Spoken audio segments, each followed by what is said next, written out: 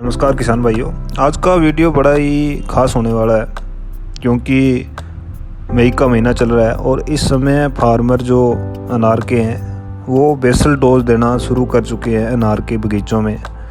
तो आज अपने चर्चा करेंगे कि अनार में बेसल डोज देना पौधों के लिए क्यों ज़रूरी है और बेसल डोज में आप कौन कौन से प्रोडक्ट का इस्तेमाल करें जिससे कि आपको अच्छे रिज़ल्ट मिले। तो सभी किसान भाइयों से गुजारिश है, अगर आप मेरे चैनल पे पहली बार आए हैं तो चैनल को सब्सक्राइब करें और बेल आइकन दबाएं जिससे आगे आने वाली नई वीडियो की जानकारी आप तक पहुंचती रहे।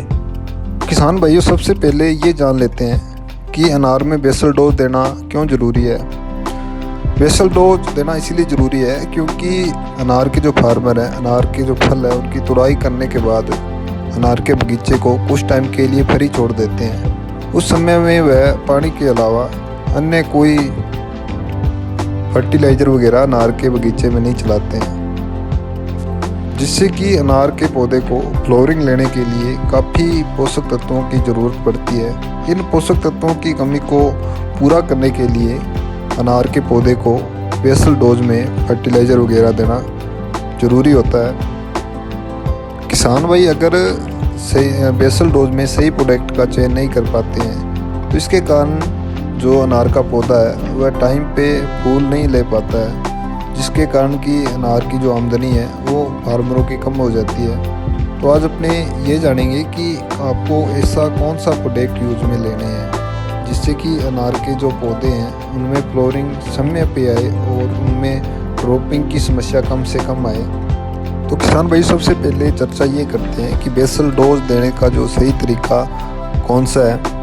वैसे तो बेसल डोज अनार में बगीचे में दो प्रकार से दी जाती है, एक तो छिड़कुआ विधि से दी जाती है और दूसरी अपने ज़मीन में मिट्टी को खोद के दी जाती है। छिड़कुआ विधि से अपने को अच्छे रिजल्ट देखने को नहीं मिलते हैं, बट जो अपने सही तरीका है बेसल डोज देने का वह पौधे के चारों साइड अपने को आधा से पौना फुट नीचे जो पूरा घेरा बनाना है, खोदना है उसको, और उसमें अगर आप फर्टिलाइज़र डालते हैं तो इससे आपको जब भी आप सिंचाई करते हैं अनार के बगीचे में तो इससे आपको टाइम टू टाइम जो आपने फर्टिलाइज़र ज़मीन में डाला है वह पौधे को मिलता रहता है।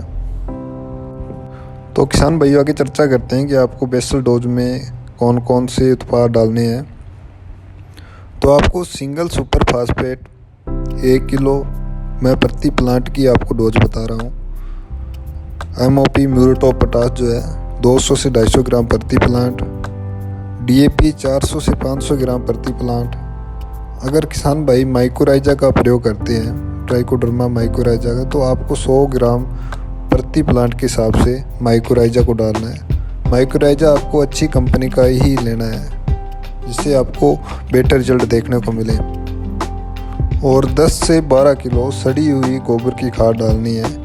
आपको ऐसी गोबर की खाद का प्रयोग करना है जो कि पूर्ण रूप से सड़ी हो। अगर कच्ची गोबर की खाद प्रयोग करते हैं तो आपको इससे काफ़ी सारी समस्याएं जड़ों में देखने को मिल सकती हैं। इससे टर्माइट या दीमक की समस्या भी आ सकती है और गोजा लट या वाइट गर्भ की समस्या भी आ सकती है। तो आप लोगों को ध्यान रखना है कि आप अच्छी सड़ी हुई गोबर की खाद का ही प्रयोग करें। और किसान भाइयों, बेसल डोज देने के 10 दिन बाद आपको कवक के लिए, क्योंकि अनार के पौधे में काली जड़ की समस्या बहुत ज़्यादा आती है, तो इसके लिए आप FMC का कवालो या बायर कंपनी का लूना का इस्तेमाल करें 1 ml प्रति प्लांट के हिसाब से। और निमाटोड के लिए आप बायर कंपनी के वेलम का इस्तेमाल कर सकते हैं 1 ml प्रति प्लांट के हिसाब से। पर इसमें आपको एक बात का ज़रूर ध्यान रखना है, अगर आपने बेसल डोज में माइकोराइजा का प्रयोग किया है तो आपको यह प्रक्रिया 40 दिन बाद दोहरानी है, यानी 40 दिन होने के बाद ही आप कवालो या लूना या वेलम का प्रयोग करना है। क्योंकि किसान भाइयों, माइकोराइजा डालने के बाद अगर आप 10 दिन बाद किसी भी इंसेक्टिसाइड या फंगीसाइड का प्रयोग कर देते हैं तो इससे आपको माइकोराइजा के अच्छे रिजल्ट देखने को नहीं मिलेंगे।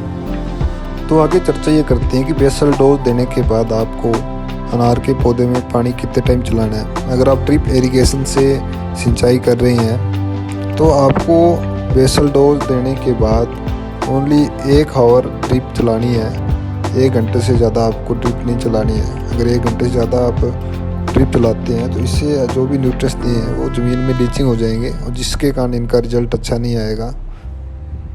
तो उम्मीद है सभी किसान भाइयों को वीडियो पसंद आई होगी। धन्यवाद। राम राम।